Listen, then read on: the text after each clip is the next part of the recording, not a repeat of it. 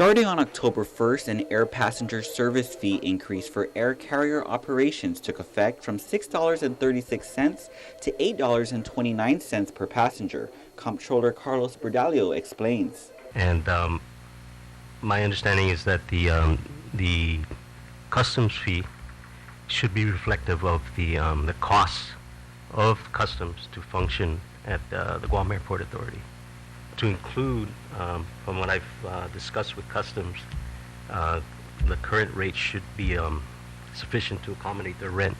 And with that, the concern over customs and quarantine's rent at the Guam International Airport was once again reignited during a roundtable this morning before lawmakers.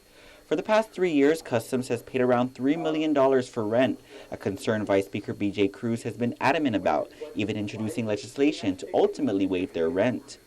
Cruz further criticized Airport Executive Manager Chuck Addis, saying that without Customs, the airport couldn't even operate or exist. As you mentioned earlier, no passenger can arrive Guam without Guam Customs. No passenger can leave Guam without TSA.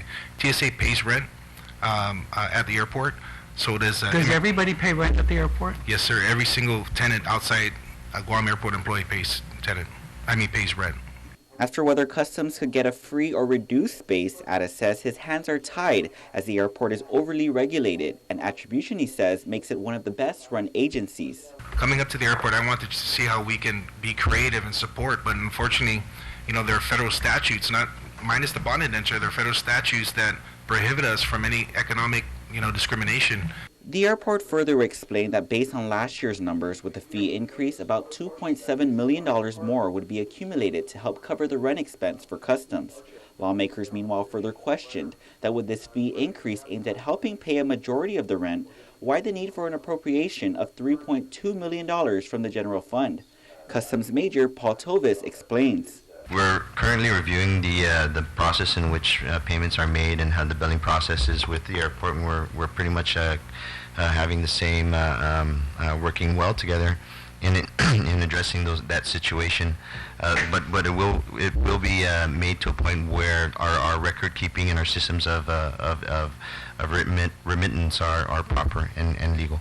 Aviation Chair Senator Michael Nicholas, meanwhile, says if anything is to be taken from this roundtable, it's to further look into whether rent is assessed to federal custom operations in airports across the country, and if so, how they compare to the rent charged here at home. It's very, very good that the airport and customs are working together to try and reduce the cost of operating for the benefit of enhancing customs operations, and also, if we're able to look at it even closer, maybe also for the benefit of lower costs to our people.